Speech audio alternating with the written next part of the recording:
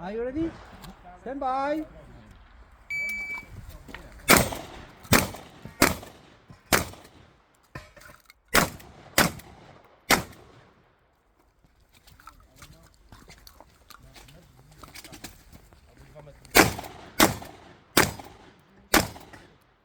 Idziesz w lewo? Tak.